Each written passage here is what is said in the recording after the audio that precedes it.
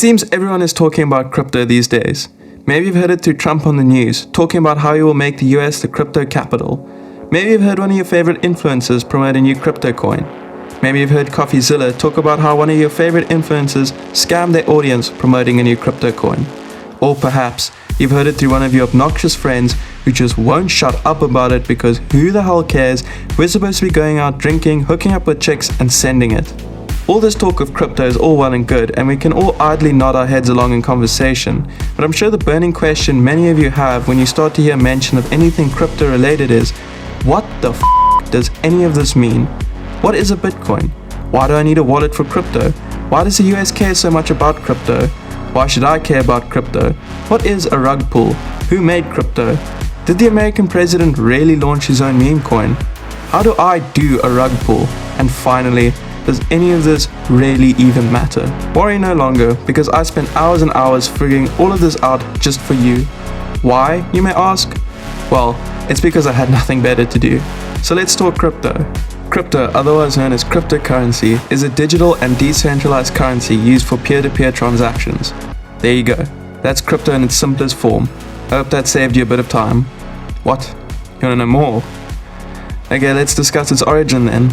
In 2009, an anonymous computer programmer who goes by the name of Satoshi Nakamoto released Bitcoin. We know basically nothing about Satoshi. We don't know if it's a he, she, or a group of people. What we do know about Satoshi is that, like many others in the early 2000s, they had an increasing distrust in major financial institutions, which was only further driven by the 2008 US housing market collapse.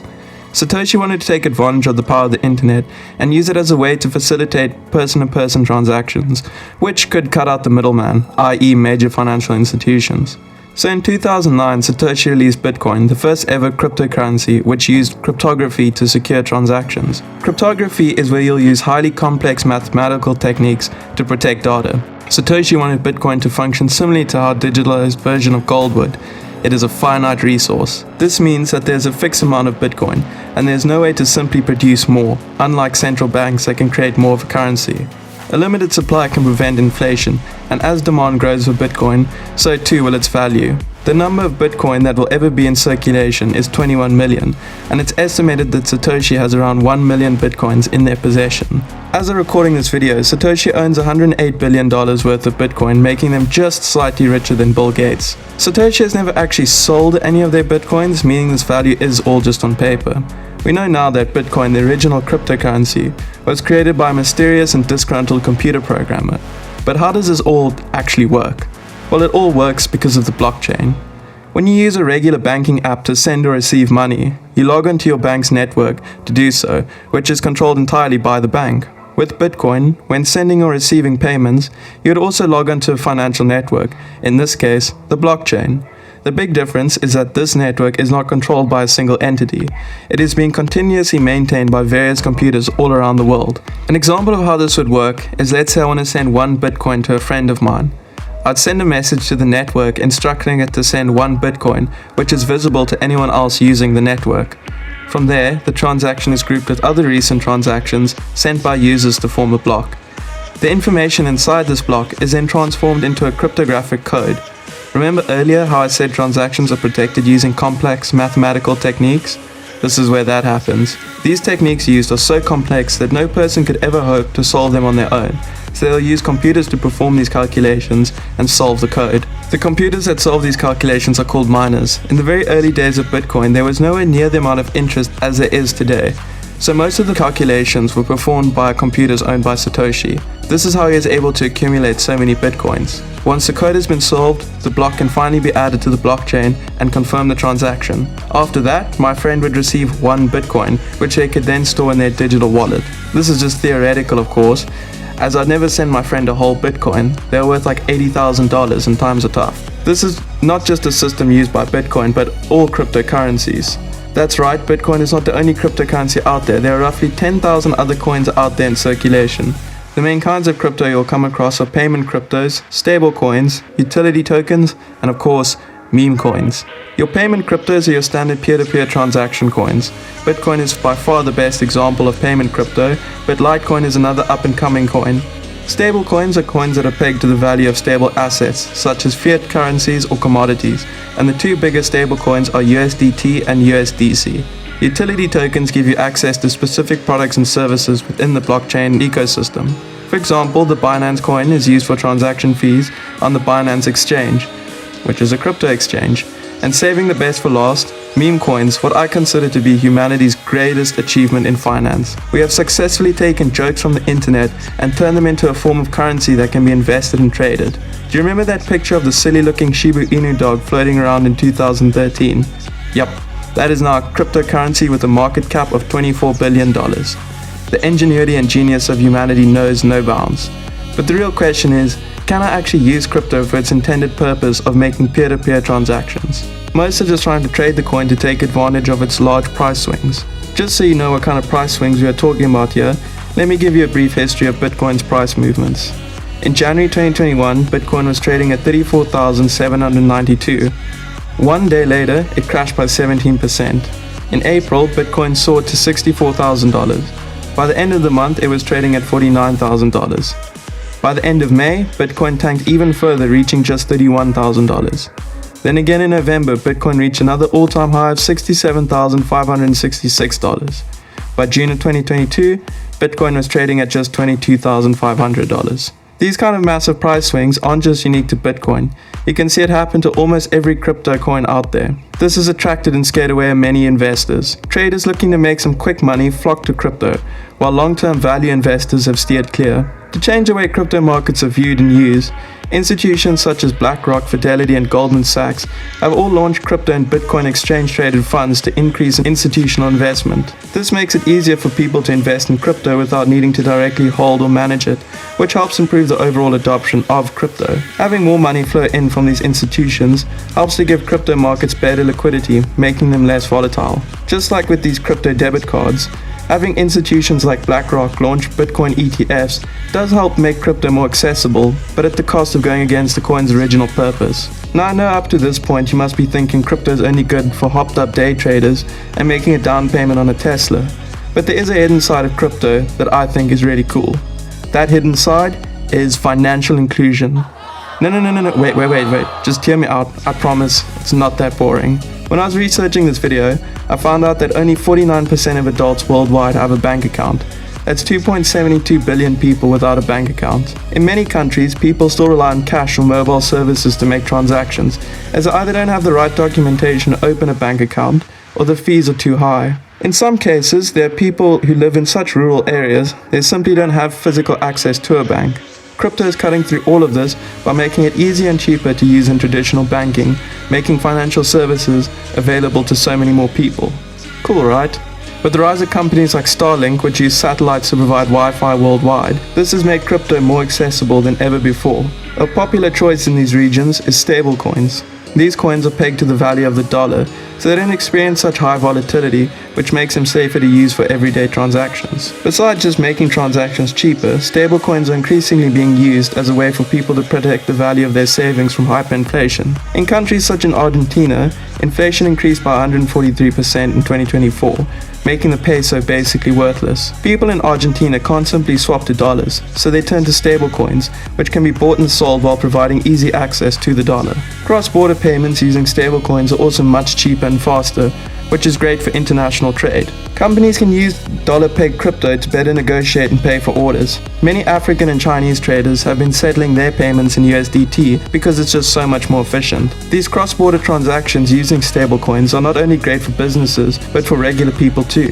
Many people travel overseas to earn in a stronger currency and then send money back home. Normally, this would be done using banking services such as SWIFT, which can charge remittance fees in the range of 6 to 10%, plus additional costs such as currency conversion costs. Then, after about 3 to 5 days, the payment will be transferred. Using stable coins, the transfer fee will be less than $1 and have no additional costs, while completing the transfer in a matter of minutes. Using stablecoins becomes a no-brainer for sending money quickly and affordably. Crypto is also a great tool for businesses to access capital. Companies can launch their own tokens on the blockchain, with a token representing a share in ownership. This is much cheaper and easier for companies to do than going through an initial public offering. Just keep in mind that issuing shares of ownership on the blockchain can cause some legal difficulties in many regions, as it may not be fully recognized as a legal share of ownership. Platforms like Aave, Compound, and MakerDAO are providing loans to businesses that can provide crypto as collateral. There's also minimal paperwork to go through and less strict approval processes,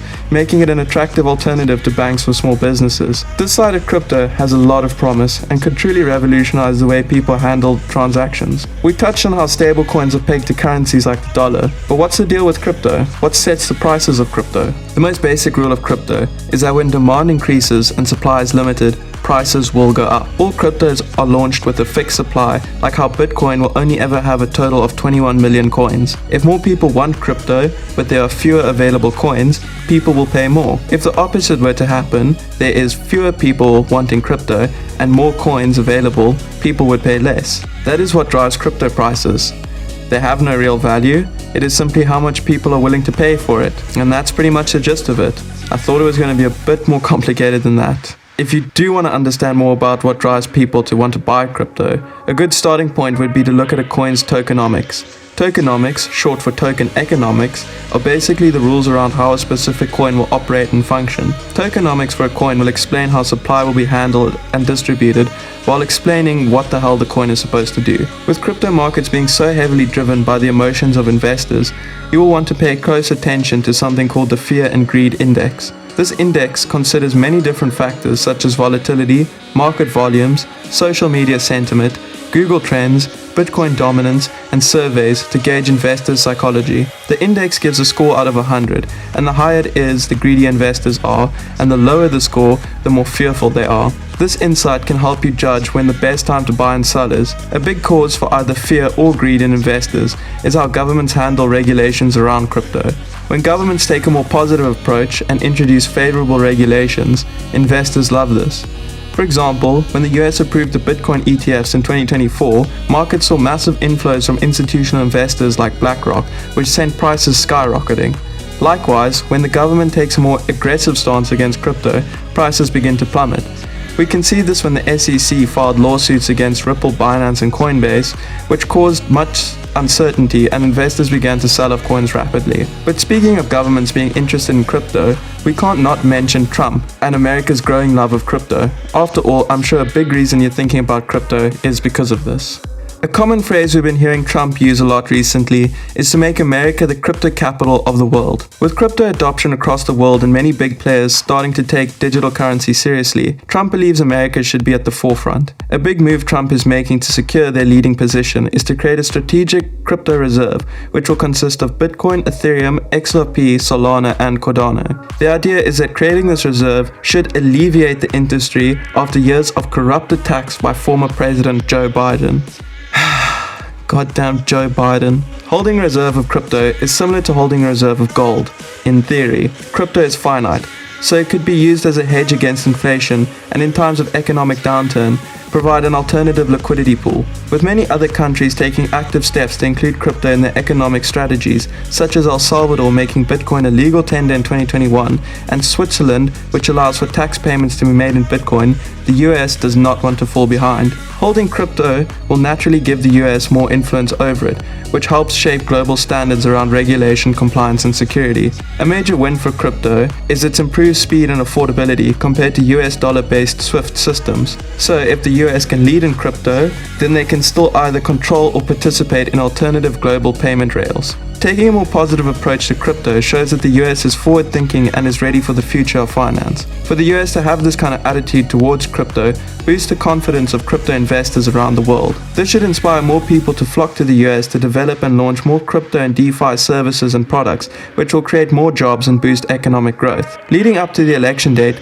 Trump made many bold claims about removing the current SEC chair Gary Gensler because to say he was skeptical of crypto was an understatement. Trump doesn't actually have the power to remove the SEC chair. With all the pressure he was placing on Gensler, he resigned on January 20th. Trump jumped on this opportunity to quickly nominate Paul Atkins, a crypto enthusiast, for the role of SEC chair. Paul Atkins isn't the SEC chair just yet, but what the SEC has done since Trump took office is withdraw an accounting rule known as SAB 121. This rule made it so that businesses holding crypto have to list them as a liability in their balance sheets, which is obviously not such a great thing for crypto. It is moves like this that show Trump and the US are serious about crypto. There's another door that promoting crypto opens for the President of the United States of America, and that is launching your very own meme coin. Just 3 days before Trump's inauguration, he released a Trump meme coin that went from $7 to $75 in a single day. This coin reached an all-time high market cap of $15 billion. Now, it has a market cap of just $2.7 billion, a decrease of 82%. What I find a little strange about this whole incident here is that 200,000 wallets with similar holdings of the coin all lost money, but accounts linked to the Trump family reportedly earned $314 million from token sales, plus an additional $36 million from transaction fees. At least 50 of the largest investors in the Trump coin made profits exceeding $10 million. Yeah. I'm used to YouTubers and Twitch streamers pulling this kind of stunt, but a president? I don't know how I feel about this. On top of that, Trump has his sons working on an up-and-coming DeFi money market platform called World Liberty Financial, which will come with its very own crypto coin, $WLFL or W Wolf. I bring you this all just so you can have all the facts. It could be that Trump only has altruistic intentions for crypto in the US, or he could have just spotted a new source of personal income for him and his family. Could also be a good mix of both. I guess we'll just have to wait and see. We've had fun talking about what crypto is and all the cool things you can use it for, but what's the catch? There are actually a few catches. The first being that even though many countries around the world are starting to recognize crypto, it is still very much a wild west of finance. At the moment, there's little regulation for crypto around the world, as well as any real consumer protection. This all makes it much easier for people to be scammed. A popular method for duping people out of their money in the crypto world is by doing something called a rug pull. Basically, the people who launch the coin and other early investors will hold a large portion of the coin while the price is still low. Through social media and other means, they will drum up hype for the coin, getting more and more people to invest in it, sending the price higher and higher. Once the price of the coin has reached its peak value, those who hold the most coins will rapidly sell all of their holdings. At the end of it, those who sold their coins can make millions, while those who got swept up in the hype have now lost a lot of money. It's like they just got the rug pulled out from under them. Jesus Christ. It's not just the scams and dodgy coins people have to worry about either. There's also the very real threat of your coins just being stolen. The most recent and possibly largest example of this happening took place in February when hackers stole $1.5 billion in Ethereum from digital wallets on Bybit. Besides the security risks investing in crypto poses, there's another issue to consider: the environmental impact. Okay, yeah, I hear you, but just think about this.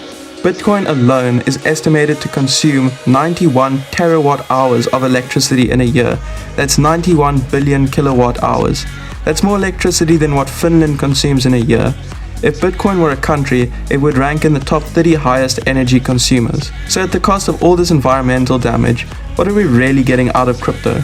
A digital coin that has no real intrinsic value and can't even be used by itself to buy anything from pretty much most businesses out there. With that said, there are some pretty cool benefits of crypto. The whole concept of the blockchain is honestly genius. It is because of the blockchain that people can send each other money without the need for a third party at a much cheaper and faster rate. Having each block be linked to one another also makes it essentially tamper-proof, meaning these transactions can never be altered, improving trust in this whole system. The financial inclusion that this provides to the 2.72 billion unbanked people out there is also another great side to crypto. As long as the person has a device and an internet connection, they can access and use crypto to their heart's content. And let's not kid ourselves here, there is real money to be made. Crypto markets clearly do not behave like any other markets out there and are pretty much driven by emotions. If you play your cards right, you can potentially walk away with a lot of money. Many people have become extremely successful investing and trading crypto, so I'm sure if you hone in your understanding of crypto and investing more and get your timing right, you too can make that crypto money. I did say regulation and consumer protection are on the limited side right now, but what current signs are showing is that this should all be changing in the near future. With countries, especially the US and the EU, becoming more crypto friendly, These are all good signals that crypto will grow in acceptance and adoption. With it all said and done, I believe crypto has the potential to become a really powerful asset in the world of finance. I do like all the benefits it offers businesses and regular people. However, it does seem that there is still a way to go in developing and implementing working rules around crypto. In the next 5 to 10 years, crypto has real promise to grow and become useful. Do I think it will be the exact vision of Satoshi and other die-hard early crypto enthusiasts? No, I don't. There just has to be some level of government intervention to make this whole environment safe for users and investors. Otherwise, it will just never get the mainstream attention it needs. To some degree, it seems third parties are still needed, like with crypto debit cards. This workaround lets people use crypto practically, but at the cost of its original purpose. And with big institutional players like BlackRock getting involved, this does separate crypto more from its original core principle, but in return, more people can access it. But I am optimistic to see where this all leads and how crypto will be seen and used in the future.